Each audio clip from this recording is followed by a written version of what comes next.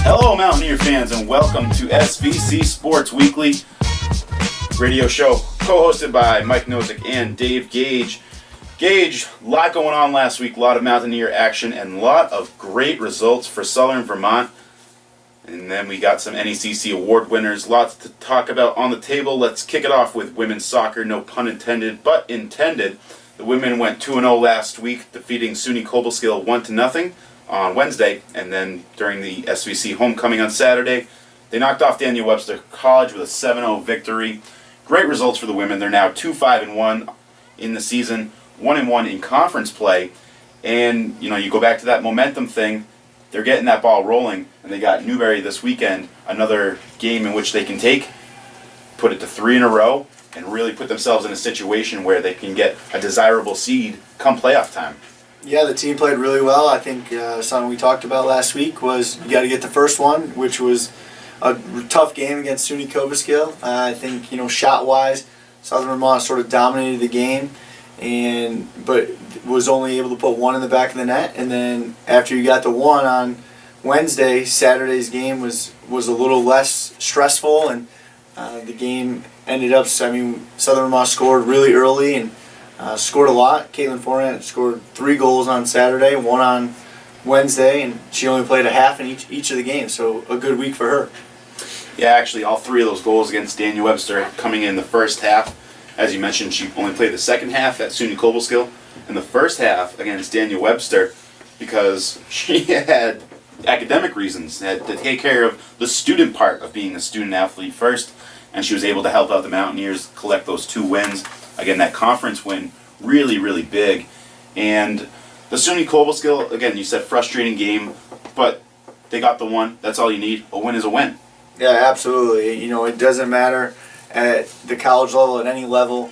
Nobody asks you what your quality of win was. They ask you how many at the end of the year. You don't go through them and say, we won this game against this team. It's just, what's your record? And the win was what mattered as long as you're putting the W's up. So, great week, 2-0, and a little bit of off from non-conference this week, and then, like you said, back at it against Newberry on Saturday on the road. As you mentioned, Forant collecting 4 goals in just 90 minutes, 2 game winners. That helped get her the NECC Player of the Week nod. And I know last year we talked about her a lot. She was Rookie of the Week pretty much every other week, Rookie of the Year at the end of the year. So now, Player of the Week, that's 2 straight for the women's soccer team, as Katie Raymond was named Player of the Week last week. And again, getting that momentum going in the right direction, getting things clicking on all cylinders. That goal on Saturday against Daniel Webster when junior Michelle Flores brought the ball down the right side and crossed it into Lixa Arlett Sandoval, who banged it home. What a great play. And, they really kind of fed off that energy and kept it going throughout the game. Yeah, it's something that you don't see in professional soccer games, is a full volley like that. And it was, like you said, it was a phenomenal finish and phenomenal pass in. And I think this team is really starting, they were already gelled together, but I think now they're figuring out how each other plays. And it showed on Saturday. 7-0 is a really good result, Absolutely. Especially in conference play. And Flores also had a goal, her first of the season, in that match before Jocelyn Ortega banged home 2 in the second half en route to the 7-0 victory. And again, their only match this week comes at Newberry College, Saturday, 12 p.m., and if they can take that one, now they're looking at 2-1 in the conference, and again, has almost their destiny in hand and just needs to keep that going in order to get into the postseason. Let's turn over to the men's soccer side, who only had 1 match last week, that against Daniel Webster College on Saturday as well during the college's homecoming. 3-2 double overtime victory, and boy was that thrilling to watch. The students rushing the field, everyone going absolutely crazy. Sophomore Ruben Oliveras scoring with 2 seconds left. I know I was watching the clock to see if he was going to get it home in time, and he sure did.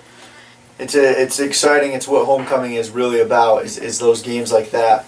As we said, 3-0 on homecoming, great day for SVC, but this was the exclamation point on the day. It wasn't the final game of the day, but it was just something that kept fans involved and got the night rolling, and it was just a fun game and really exciting to win in that manner. Let's go back to talking about the tenaciousness of this team and their ability to fight back, their ability to not let themselves get down. They were losing 1-0, tied it up, losing 2-1, tied it up again with just over 5 minutes to play in the second half. So, coming back from 2 one-goal deficits and then finally getting that goal necessary to win in double overtime, their second overtime victory this season, it's great, and that's what you really need in order to last the season and get those wins in order to get into the postseason. Absolutely, it speaks volumes. What you do in overtime, what you do, in volleyball when the game's tied, in baseball, extra innings, whatever. Those teams really speak volumes of how tight you are. Can you win those games, or are you a team that gets there and then loses? So I think the fact that their wins this year against Bard and now against Daniel Webster come in overtime, it speaks volumes of how well they can do in those tight situations. The Mountaineers this week they travel to Skidmore College tomorrow, Tuesday afternoon, for a 4 p.m. match. That's a non-conference game, so it's not going against your league record, but that's a great game to come off of this exhilarating win and see how you can do against a really strong Skidmore team that usually has SVC's number in order to prepare for Mitchell College Saturday when they return to conference play. Yeah, I think we were in a very similar situation last year. I know men's soccer team went to Daniel Webster and won a very exciting game, and then went and played Skidmore, who had just knocked off St. Lawrence University, who was number 1 in the country, and played them really well. I think the score was really close. I don't remember it exactly. But same sort of thing this week is you're playing a team that is very good, plays in a very tough conference, and hopefully you can go in and have a good result, play well, and as you said, get better for the weekend, because conference is really what matters right now. And as I mentioned, they go to Mitchell College on Saturday. That's quite the drive. Mitchell right now stands at 4-5. They're 2-0 in the conference. They also defeated Daniel Webster in overtime by a 2-1 score, and they knocked off NECC defending champion Elms College 1-0. So that's going to be a big game, and as we're saying, Skidmore is great preparation for that. Absolutely. Mitchell's going to be tough. I think it's always a game that's tough, especially at their place. It's probably one of the longer drives for Southern Vermont, and if they prepare this week like they did last week, I think you could have another great result in conference play. Again, sophomore Ruben Oliveras scoring that game winner on Saturday against Daniel Webster. Pierre Messena scored the first goal for the Mountaineers, and then Derek Snow tied it up with his 4th of the year late in the second half. And again, the Mountaineers at Skidmore Tuesday at 4 p.m. and then at Mitchell College at 3 o'clock. Women's volleyball began NECC play on Saturday night, as you mentioned, capping off the homecoming athletic contests. And they came away with a win over Regis College, a 3-2 win. Very tough match. Regis took the first set, then Southern Vermont tied it up. Regis took the third, and SVC was able to come back and get that 4th set win and then take the deciding set in pretty convincing fashion. Seemed to have it in hand at all times, never looked back. And a word that I would use to describe this team is momentous. When they get rolling, they can really carry that and rally off 7, 8 straight points, 13 out of 15, en route to a set victory. Yeah, first of all, what a better way to start conference schedule than with the NECC championship rematch of last year, and nothing better than for Southern Vermont to say, we're still here. We're still the team that you guys have to beat. You guys have to come in and take that cup away from us. But as you said, is when you look at the scores from Saturday, when we won it in really good, by a couple points. It wasn't close. And the couple of games that we lost, I think were, you help me out here, Mike, I think they were like 25-23. It was much closer when we lost than when we won. Absolutely correct. As I mentioned, Regis took the first set. It was 25-22. Then we come back and win 25-19. Third set, Regis wins 25-23. And then we come back 25-14. Yep. So, as you're saying, the sets that they lost were, very minimal scores, margins of defeat, if you will. Very competitive when we lost. And exactly. When we won, like you said, is those scores were a little, wider margin, I guess.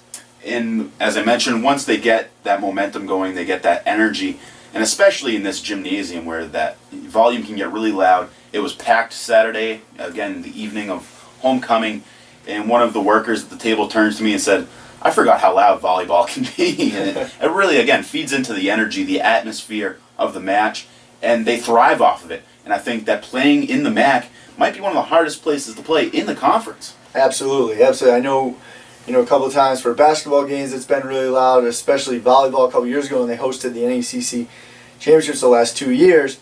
It gets loud and those fans get into it, and I would argue there's not a better place, to play than here. I think this place is great. Our fans are great. Our students are tremendous. They get involved, and all the athletic teams get involved, and they're really all about it. So, great weekend.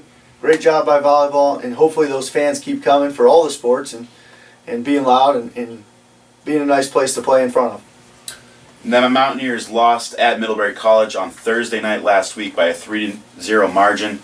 Middlebury, almost you could call them a powerhouse, very strong team, but it was nice to see them respond, them being the Mountaineers, and come back Saturday and just shrug off the non-conference loss, come back and take the one that, like we said, is more important by any stretch. Yeah, if you're going to go undefeated in conference and defeated in non-conference, it's a lot better than going undefeated in non-conference and defeated in conference. You want to make sure that you're playing your best volleyball on Saturdays if it's conference games, or weekdays. Whatever that conference NECC game is there, you want to make sure that you're playing your best, whatever the sport is. The Mountaineers are home against Elms College Tuesday night with a 7 p.m. start. Elms will come in with a 4-10 record. They haven't played a conference match yet. So you're looking 4-10. What does that really mean? Their quality of opponents might be really strong. But if they can carry that momentum from Saturday night, and as we mentioned, the Mountaineer Athletic Center is a very tough place to play. If they can take that one, now they're looking at 2-0. Now they go to Bay Path College on Saturday, who's sitting at 1-13, 0-1 in the conference. They could be 3-0 by the end of the week in league play and really, again, be looking at getting a good seed come playoff time. Absolutely, that's what it's about. You gotta make sure you're taking care of business, though, and like we said, need all those fans out there tomorrow night against Elms College. And that is a 7 p.m. start here in the Mountaineer Athletic Center, again against Elms, Tuesday night. Junior Jessica Delgado for the Mountaineers was named the NECC Player of the Week. She averaged 4.12 kills and 3.88 digs per set across those two matches. In the defeat of Regis, she had a match-high 26 kills and 22 digs to go along with 2 service aces. So congratulations to Jessica. Great week for her. And again, hopefully they can all keep it going through this week against 2 conference opponents. Let's turn it over to cross country, who was off campus this weekend. They were up at Castleton State for the Vermont State Championships. We'll go with the men's side first. Junior Herson Canta was leading the team. He crossed in a time of 27:52, moving him up on the SVC all-time record list for 8K races. He now sits at 4th. Junior captain Victor Velasquez came in 2nd for the team with a time of 28:56, moving him also up on the top 10 list. He is now 8th. So we're seeing these two, Canta, Velasquez, in order every week in, week out, leading the team, but that's not to say that the rest of them aren't doing well also.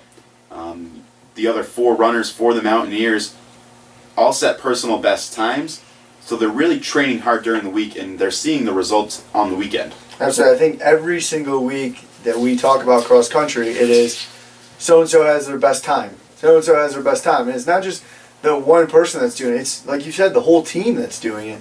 So you can tell that these practices that they're going through and pushing each other, they're all getting better week in and week out. Canta finished 9th overall, helping the team finish 5th against a really tough field that included Division II college St. Michael's from Burlington. They also had, obviously, Castleton, which runs a great squad. So that's a good result by any means. I know that Coach Newton was satisfied, but also knows that they can continue to get better. And NECCs are about 4 weeks away now, but it will be here before they know it. Absolutely. I think, finishing ninth in the entire state is really, really impressive. I mean, you're talking probably 6-7 runners on each team for 17s, 42, 50 runners. I'm not quite sure how many were there. But to finish ninth in the entire state, that's really impressive. And as you said, the NECCs are coming up, so they got to keep getting better and hopefully continue. And when that time comes for the conference meet, they pull off some great results.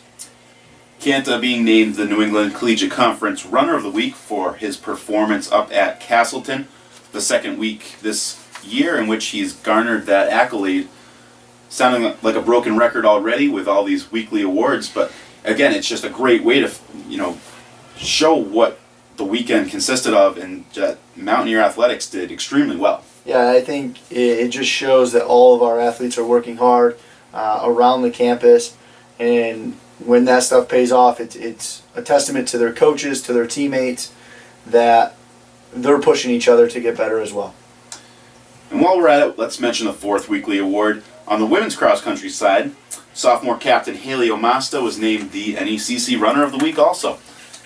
She finished second for the Mountaineers up at Castleton in the Vermont State Championships. She came through with a time of 23:21, following freshman Skylar McGuire, who crossed 12th overall with a time of 22:10. So these times are a little bit off what they've been doing and what they did last week at Saratoga. But it's a little bit of a tougher course, obviously. The hills up in Rutland, or Castleton right outside of Rutland in Vermont, are much tougher than the flat course that they had at Saratoga. But I was just speaking with Omasta just a few minutes ago, and she's really positive and thinks that they're going to continue to also, get better, train hard, and those times are going to start to come down, especially in a couple weeks when they go back to Western New England in the Golden Bear Invitational, in which she set her personal best time last year. Yeah, I think anytime you have a meet that is in Vermont, you can probably expect the times to be a touch slower. Mainly, as you said, the entire state is a mountain. So I don't think there's any cause for concern that the times were a little slower, because they're not. It's not a huge difference. I think it's just like you said, the difference in running on a flat course or running on uphills and downhills and all that kind of stuff. So still a pretty good week, 12th overall. And team-wise, Sarah Birds, came in with her best time of the season. So pretty good overall weekend for everything. And I think women's cross-country is going to continue to get better this week as well. Absolutely. And once again, congratulations to Haley Omasta, as well as Herson Cantha, Jessica Delgado, and Caitlin Forant for all of their NECC weekly awards. Men's and women's cross country now sets their sights and starts to train for this weekend's Keene Invitational over at Keene State College in New Hampshire. Again, those races Saturday morning, and I'm sure we will once again have some great results to speak about next week. We'd like to thank you all for joining us here on SVC Sports Weekly, hosted by Gage and Nosek. Yeah, I put you first this time. Before we leave, let's talk about the alumni baseball game over the weekend, which kind of set the tone for Saturday and the homecoming events. Yeah, it was great. It was great to have a lot of alums back. It was great for them to mix in a little bit with our guys, and I think that's always something that is very special about our program, and had just a lot of people on campus, like you said, to sort of start the weekend off. Again, the only home contest for the Mountaineers this week is Tuesday night, when women's volleyball welcomes Elms College for a 7 p.m. start. We hope to see you there, and if you can't make it, we will have live stats and live video streaming running. You can find those links on svcathletics.com. Just go to the women's volleyball schedule page and scroll down to October 1st against Elms, and you'll see the links on the right. Once again, thanks for joining us, and we hope to catch you next week here on SVC Sports Weekly. Go Mountaineers!